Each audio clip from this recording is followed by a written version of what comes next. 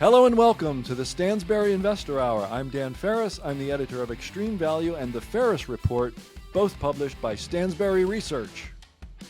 And I'm Corey McLaughlin, editor of the Stansberry Daily Digest. Today we're talking with a Nobel Prize-winning economist, Eugene Fama. You heard that right. We are talking with the one, the only Eugene Fama, the father of modern finance. Let's not waste another second. Let's do it. Let's talk with Gene Fama. Let's do it right now.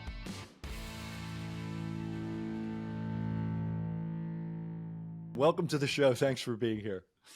Thank you. So I wanted to just mention the first time I ever heard your name, Gene, and according to the Financial Times and some other folks, you're the most famous economist in the world. So I should have heard of you perhaps sooner. I knew you would say that. I knew you'd react like that. But this book I read maybe 25, almost 30 years ago called The New Finance, The Case Against Efficient Markets, right on chapter 1, page 1, mentions a study by Eugene Fama and Ken French, voted the best article published in the Journal of Finance in 1992. And I found it later, I learned more about you and found it a bit ironic that the guy whose name is associated so much with the efficient market hypothesis was mentioned as the author of a study where he was saying he's against the efficiency of markets. You misread it. Yeah. So what I guess the first thing to ask you then is, are markets truly efficient? Are they as efficient as you thought when you first put these ideas together? I've never seen any ever. Nothing is ever perfectly anything, so Right. it's not perfectly efficient. The question is it efficient for your purposes? Do you have information that's not in the prices that you can use to, shall we say, beat the prices? For most investors, the answer to that question is no. They don't have special information. And that includes most professional investors as well. So there are some people out there who do have special information, and for them, the market's not efficient. That's fine. So there are people who help to contribute to make the market more efficient by taking advantage of the people who think they're efficient, but think they have special knowledge, but really don't. Right. And overwhelmingly, the market is efficient for professional managers. I think less than 10% of American managers actually beat the market. And I think the figure was less than 20% of UK. And then there were some studies in other countries. But yes, overwhelmingly, in practice, this theory has been very useful to many, many people. And more people, as so-called passive investing has become much more prevalent, have taken advantage of this. In practice, this has worked out for a lot of people, hasn't it? I think so, and it's worked out for a lot of big investment managers as well. It jumped into the passive management game. Right. And some might say so far so good, but nowadays there is a fair amount of discussion about how passive has changed market structure and how that might not be the best thing in the long run for many investors. Have you? I assume you've thought a bit about this, no? I don't know what particularly they have in mind. I mean, is it that the prices are getting less efficient as a consequence, or what's the problem? Well, the market as a mechanism for pricing securities, when Right. so many people are basically Well, buying okay, so I get your question. So depends on who stops doing it. If the people that stopped trying to beat the market really had no special information anyway, they're dropping out and becoming passive is actually making the market more efficient. And making there's less need for informed investors to come in and offset their actions. So the market actually gets more efficient when the misinformed people drop out. And presumably, I would suppose on that viewpoint that there are still more left to drop out, with the performance of investment managers not improving any over the Well, long term. as, as long as they get high fees, they won't drop out. Right, right. But overall, of course, there is a shift toward the lower fee, so-called passive funds. So maybe the market is doing its thing and getting rid of them. It's dumping them, whether they like it or not. So, in addition to, well, actually, I have to ask you something on a personal note. I hope you don't mind. If you don't want to answer it, that's fine. But of course, in 2013, you won a Nobel Prize for these ideas that you know had worked on for decades up to that point. And I just had to wonder, um, what did your life change? I noticed you were talking about Merton Miller in a Financial Times article, and you said, well, he changed his life. He won a Nobel Prize in 1990, and he went off and sailed around the world, or traveled the world, and that's great. Um, how did your life change, if at all, once you got this award? Everybody treats you differently after you win the Nobel Prize. You've all of a sudden become smart. I mean, you're anointed basically, Yeah, and people take you much more seriously than they did before that. And I think that's you got to be leery of what effect that has on the way you behave from then on out. So I sort of said at the time that I wasn't going to let this change my life all that much.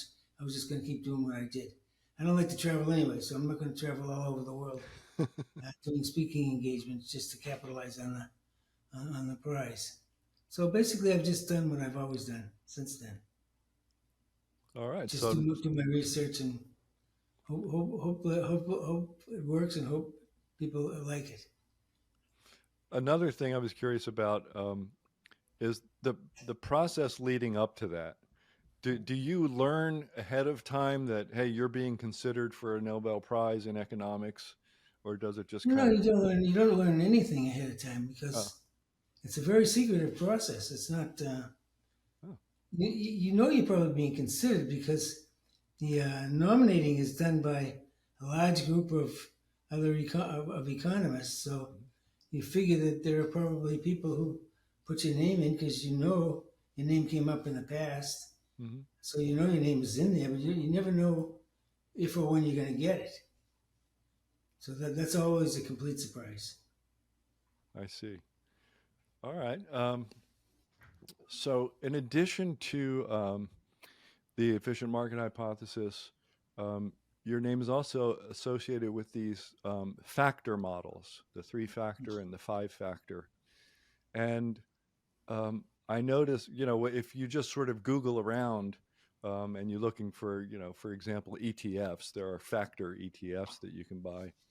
There are the quality factor and size factor and momentum factor. Um, and then I looked at your 5 factors, and they were a little different. There was something called the investment factor, which um, I found interesting. Um, I'm wondering, in your mind, like, what's the state of these things? People are selling these things. They've created products out of just the same way they did out of the AMH. They created passive Right, products. right. What is your assessment of all the products that are created out of your work? Well, the problem with creating products out of the work is it can kill some of the results. When people start investing in these things, you find out whether they were there by chance or whether they were actually real things, because then the prices change in response to trading. Um, the jury's still out on that. I think that the whole area of what we call asset pricing, which is basically models of risk and return and how well they fit the data, that how you measure risk in a multi-factor world, that's evolving. That's basically back to scratch, I think, at this point. So there's a Really? lot more work for people coming along now to really try to fill that in. So basically, there's a lot more work to be done. I don't think anything's settled there. I'm not sure.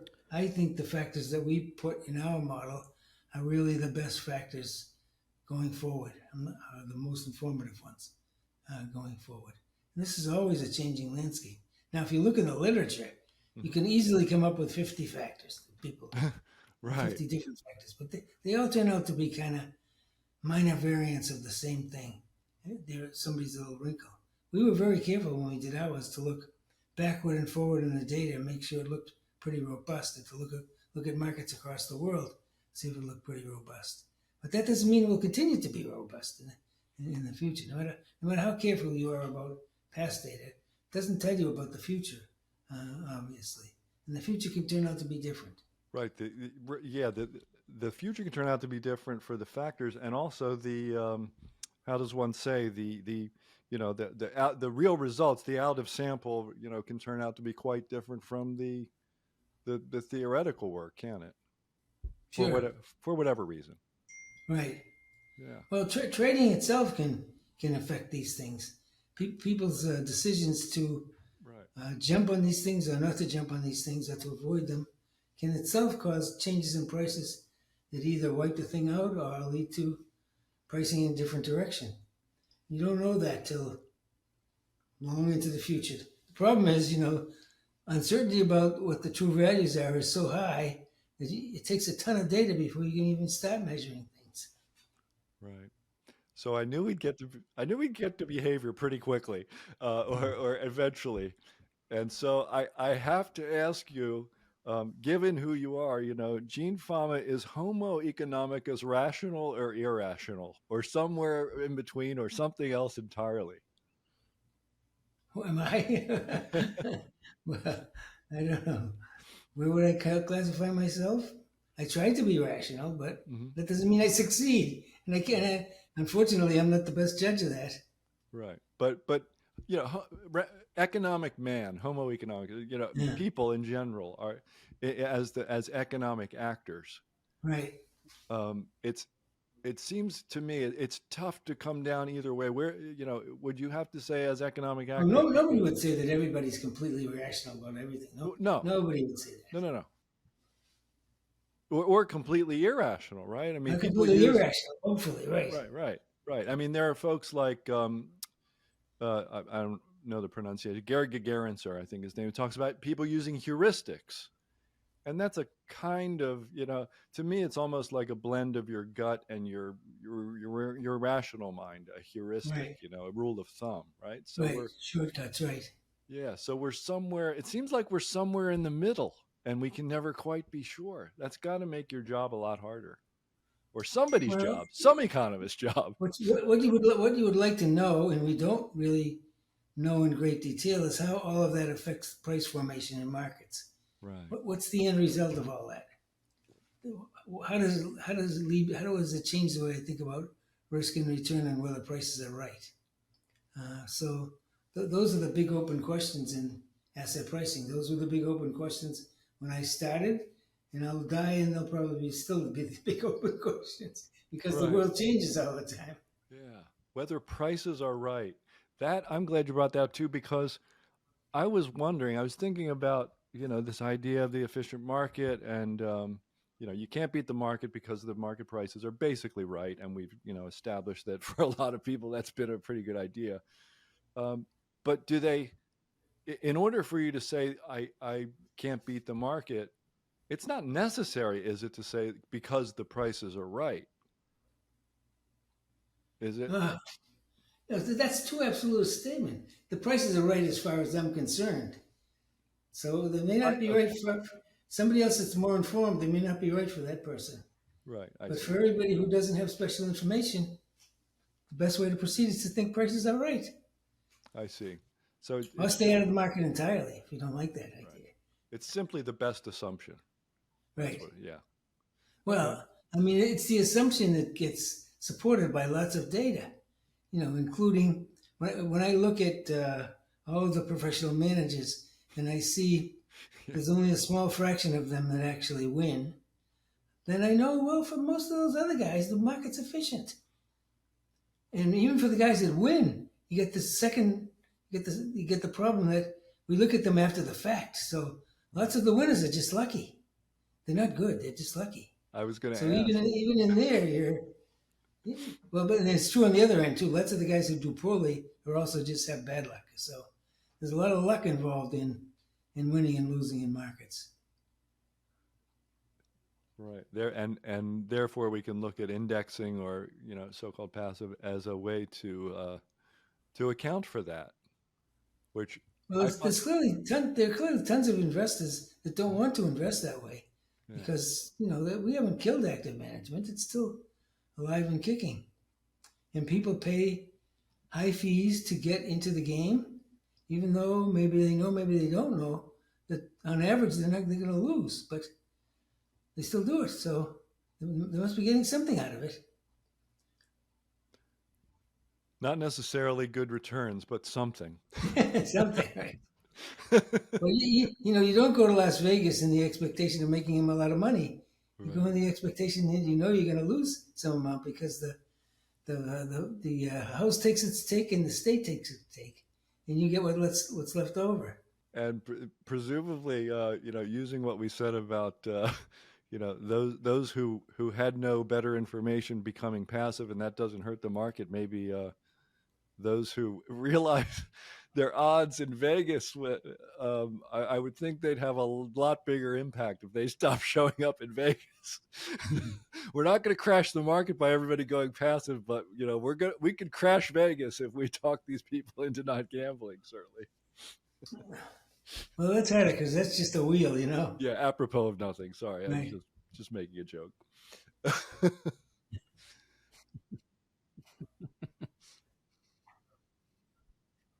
Hey, Gene, you mentioned there's a lot of work to be done still on, the Oh, factors that's a here. good If you question. were starting over today, what would you be I'll looking be at? looking at the stuff I'm actually looking at. So at the moment, it's not primarily finance. So I've spent my life doing finance half the time and general economics the rest of the time. So I've done a lot of macro work, I've done a lot of micro work, and I've done a lot of work in different areas of economics, even sub areas.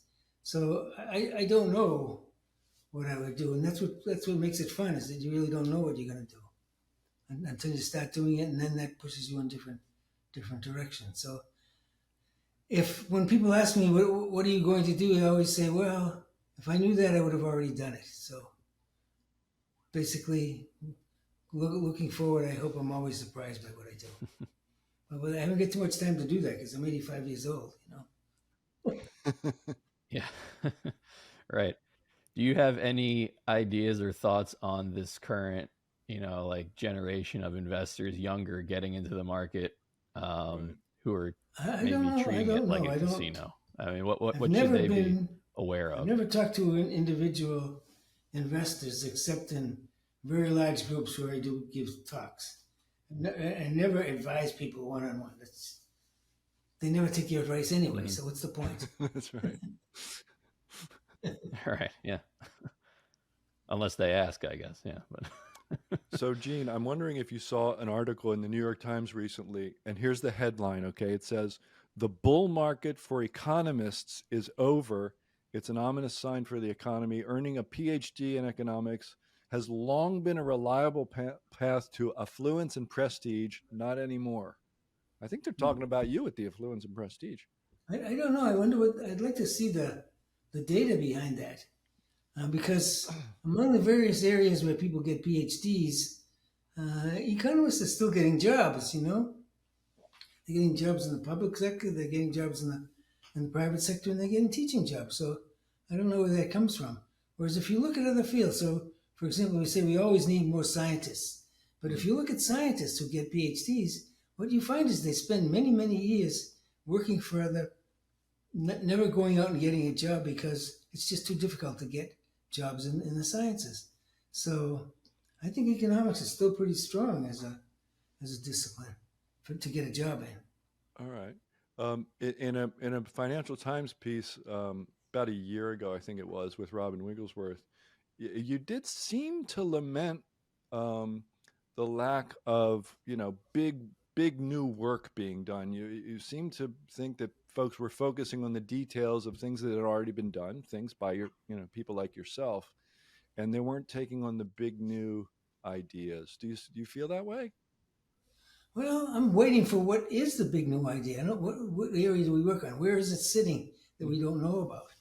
It's been a while since we've had something like that. I mean, my generation was lucky.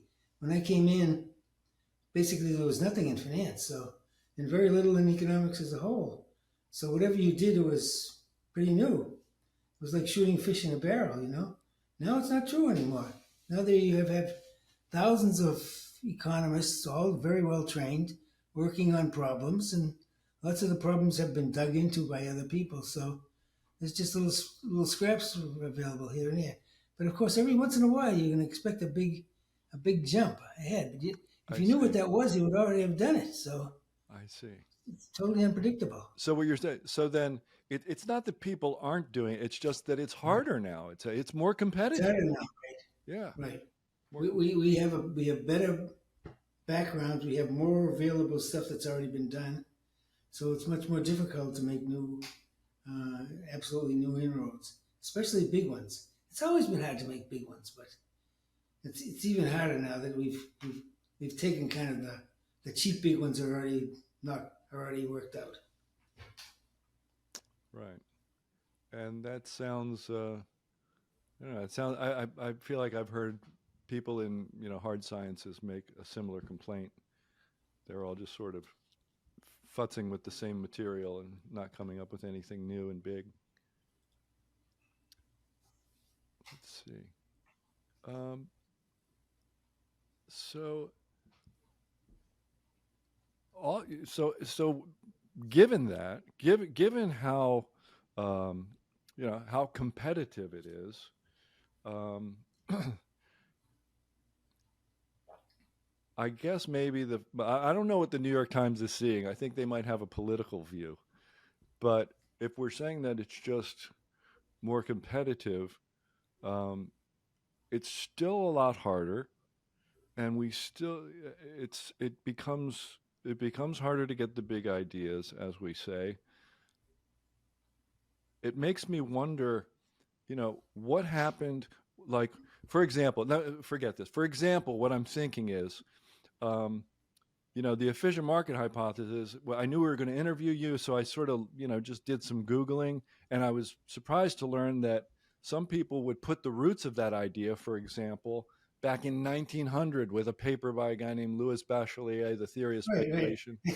That's what I do. I do that in my thesis. Right. Okay. So, I don't take credit for the initial idea. He clearly did it. right. So it's the testing of it that becomes something new. The idea's been there for a long time. So what I was trying to get to then was, is has the past, has that, call it the ancient, it's not so ancient, but it's pretty far back now, the year 1900, 125 years ago. Have these old ideas, I mean, have we plumbed this? Should the new crop be trying to find, are there other, perhaps 18th, 19th century papers that you wish somebody would sort of take another look at, or are the roots of this next big idea, is it going to be sort of in the modern era? Are they going to be looking at Eugene Fama, for example? That's where they're going to be looking. They're not going to be looking at Louis Bachelier anymore. Well, they'll be looking at. So nobody actually. There are probably only a handful of people that have actually read Bachelier. Benoit Mandelbrot was the person who made the world aware of him, Right. because he was another Frenchman. But whether, I mean, again, you're asking where are the big new ideas going to come from? If I knew that, I'd already have been. Right. You'd already have them. Yeah. That's right. Oh, no. When I started, basically Chicago, MIT, and Carnegie Mellon was doing serious research in finance. Now you've got every university in the countries and some in the world, in other countries, that have big finance groups and do have people trying to get tenure as professors of finance. So there's just a lot more going on, a lot more people trying to come up with new stuff than there was 60 years ago when I started. So that the game has changed dramatically. Competition's much more fierce than it was in those days. I mean, I knew everybody in finance in those days, and most of the people in economics. Wow. But there's no way to do that now. Right. So there's no large historical trove, I guess back to my original question. There's no large historical trove of economic ideas that ought to be looked at. Like everybody knows about Adam Smith, everybody knows about Louis, whoever it is, and we just don't know where it'll come from. All right. Well, I mean that's probably it's what you described to me is not an unhealthy state of affairs in No, I economics. don't think so at all. Yeah. I don't think so at all. Right. So you must have what with what you're doing now. Are you you're still teaching? You're still go to work in Chicago every day?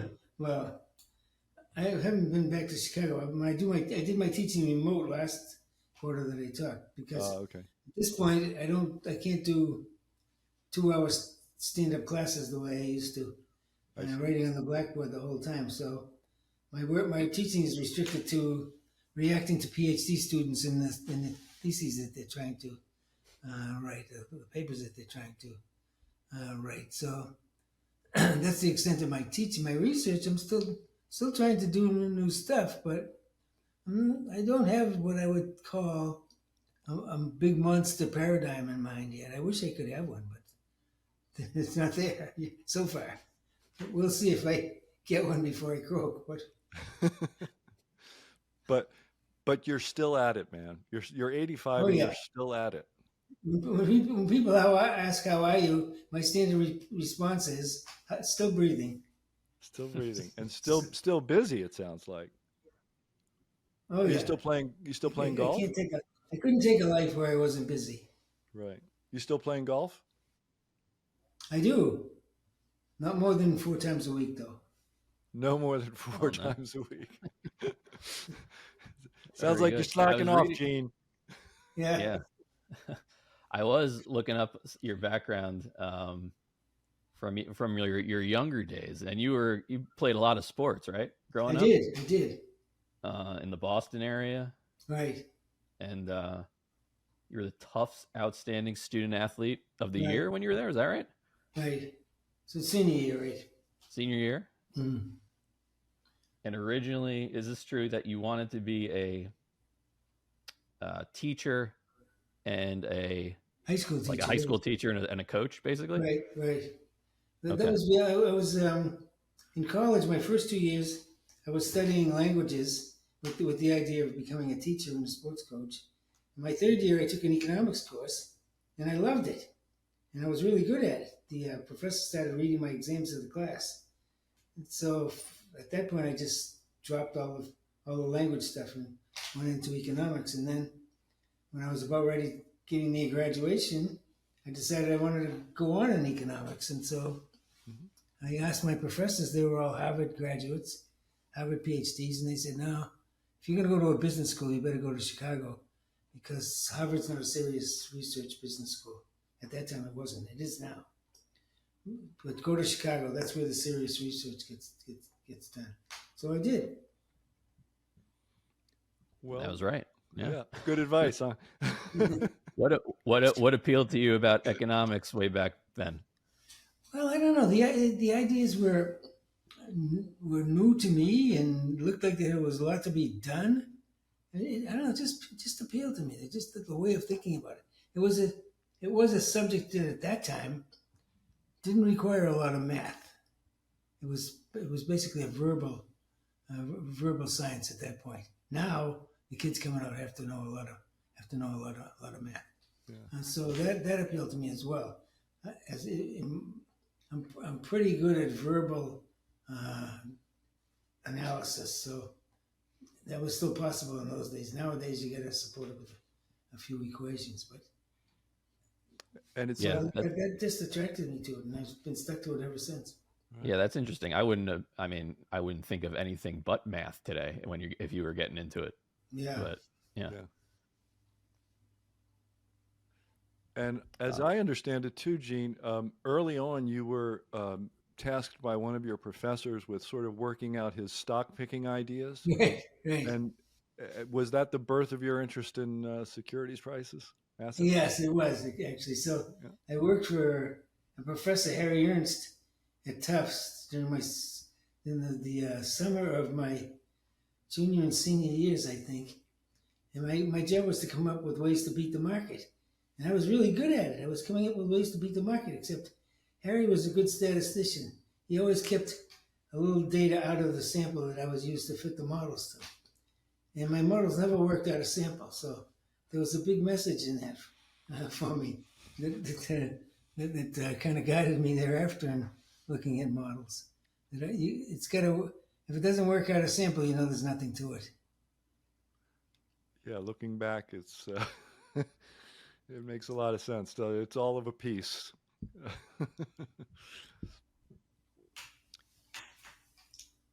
So what was it like, in Chicago at that time, being there?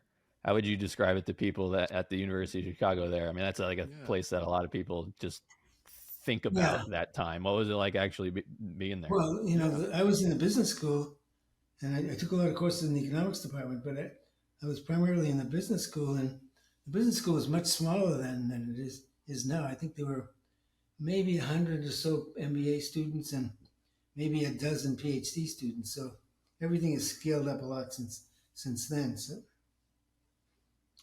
it was very, especially the PhD students and the better MBA students were kind of a very intimate group at that point. We were around each other continuously. Ate lunch together, did Right. socialize together, everything. And we'd probably recognize a name or two among that group today, wouldn't we, besides yours? Oh, sure.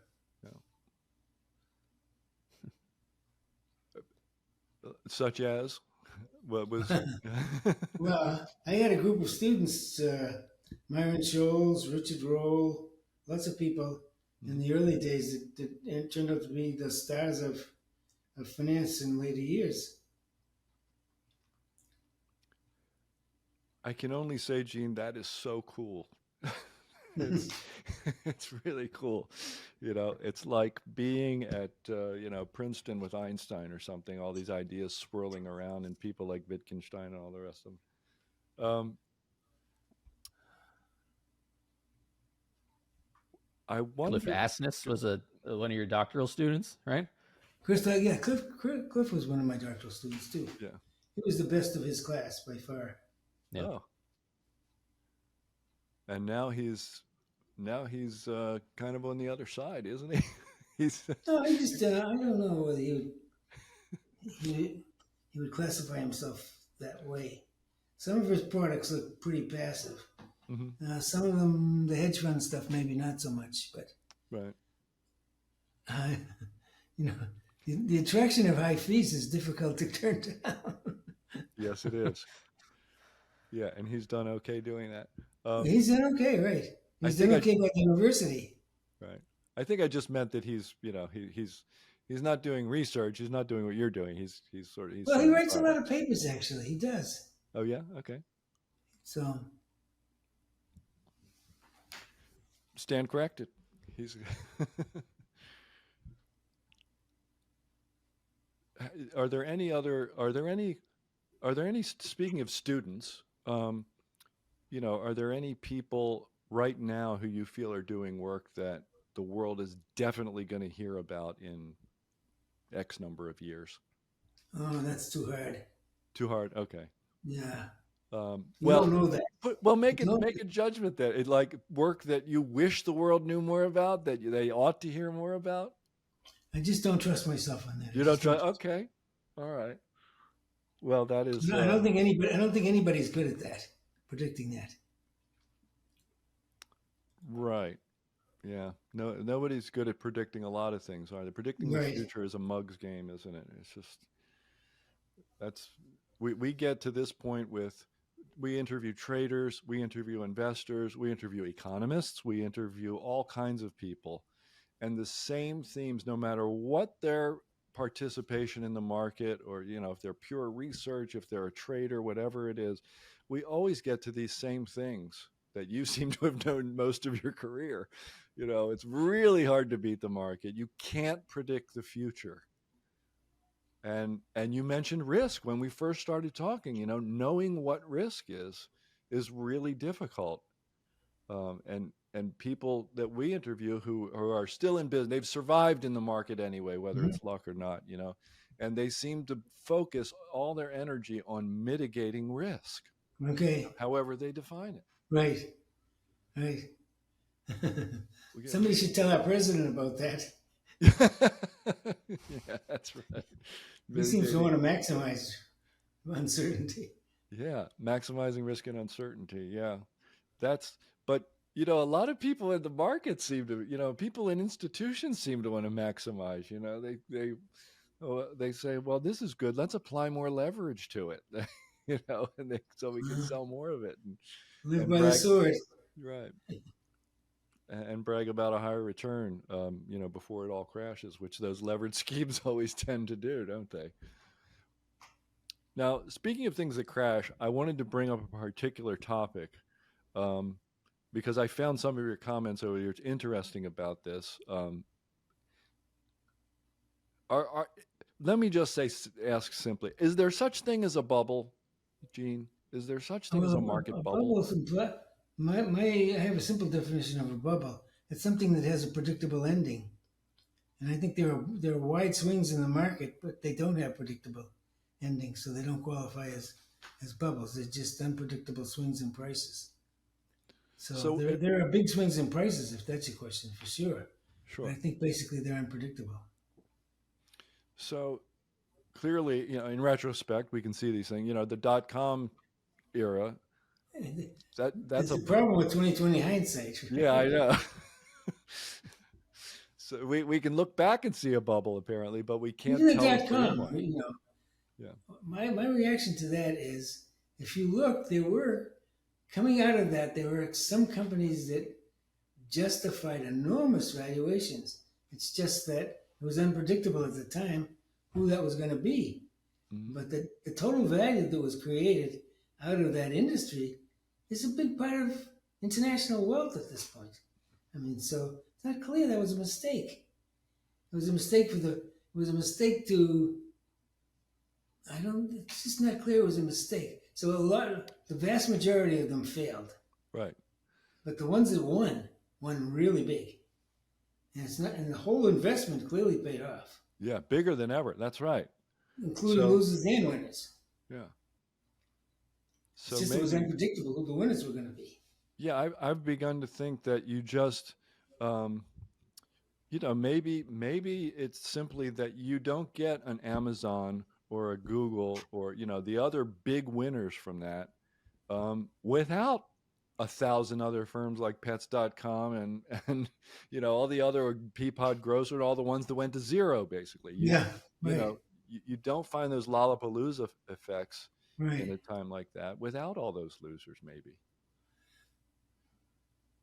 Maybe. Dan, that's what you said before, right? Or very recently, that like people were actually right about the about the internet, about the idea itself, Right. but it was the risk management part of it that you were wrong about, or people were wrong about, I guess, at the time, the timing.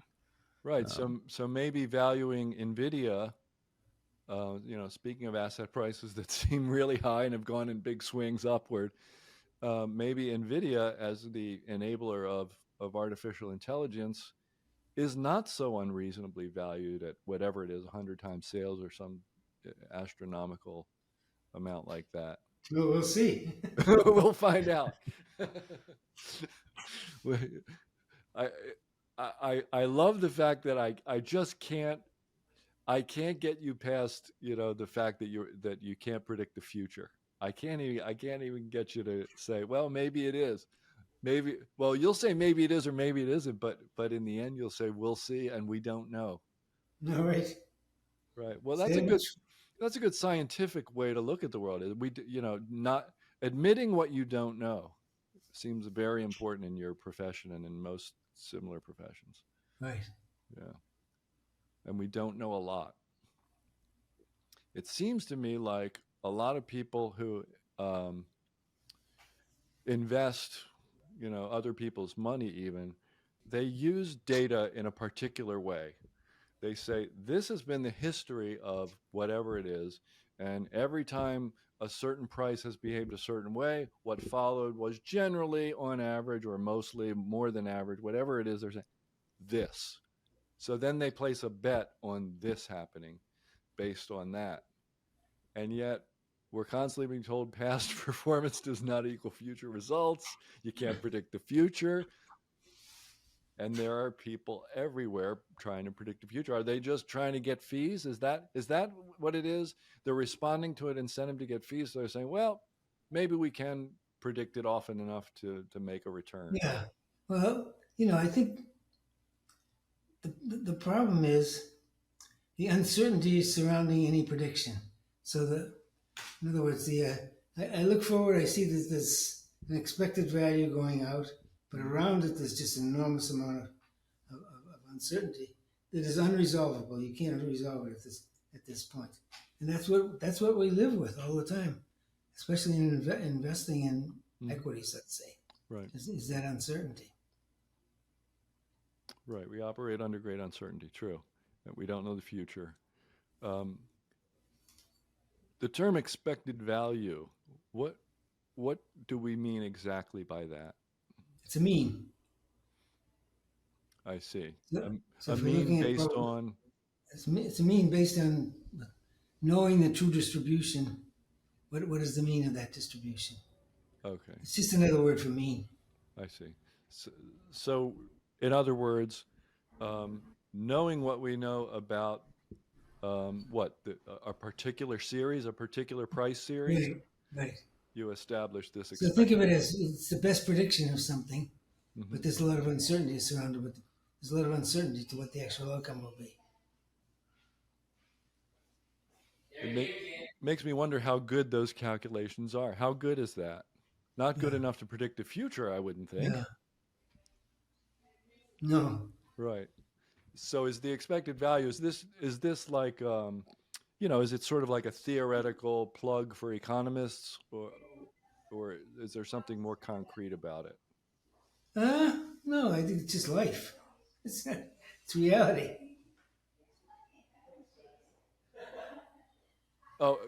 So in other words, it's life, it's reality, and generally speaking, on average, things turn out like this.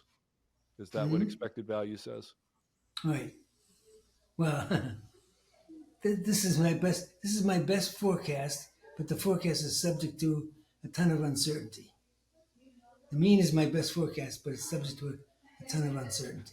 Okay. What the actual outcome will be. It reminds me of a story that I recently heard that I think is hilarious, of an Army meteorologist who was tasked with looking at forecasts and seeing, how good they were or weren't. And he sent his report up to the general, and he said, these forecasts, they're always wrong. They don't work. And the message came back, the general is aware that the forecasts are not good, but he needs them for planning purposes. That's fine. No, and that strikes me. People they can't predict things, but you have to do something with your money, right. Don't you? Sure. Yeah. Sure. So you got to make a decision. Yeah, I don't think that's, especially in equities, you get paid for bearing risk. Basically, that's why the expected returns are higher than they are for T-bills. Right. And is that also why, for example, factors exist, like a value factor? No, that's a totally different issue. Totally different issue. Yeah. Okay. So in other words, you're not paid for bearing risk there. Well, the uncertainty you're talking about is what's in the residual after you try to account for the systematic things that affect expected returns. So the asset pricing models are the systematic things that affect expected returns. And then there's a residual of there that you just can't explain. And it's big. It has a big variance. So I'm going to have to leave pretty soon. So okay. Well, I'll tell you what. If you have to leave soon, Gene, that's cool. Well, why don't we ask you our final question? We have the same final question for every guest, and it's just the same no matter what the topic. And if you've already said the answer, feel free to repeat it, okay? But the final question, it's for our listeners' benefit. If you could leave them with one thought today, Whoop. And it can be about anything, absolutely Something anything. happened. What would it be? Just one final takeaway. Okay, I'll give them. I'll give them. I'll give them my thought on investing. It's a thing that David Booth always says. One, diversification is your buddy, basically, and investing, diversification is your buddy. If you're going to invest in equities, hold a highly diversified portfolio. However you want to tilt it, that's your business, but hold a highly diversified portfolio. And if you don't have special information, avoid active investing, basically, I would say. All right. Well, thank you for that, Gene, and thanks for joining us. I really appreciate it. It's been a lot of Okay, fun to my talk pleasure. with you. Okay, great. Thanks for joining All us. right. Sure. Thank you. Yep. Opinions expressed on this program are solely those of the contributor and do not necessarily reflect the opinions of Stansberry Research, its parent company, or affiliates.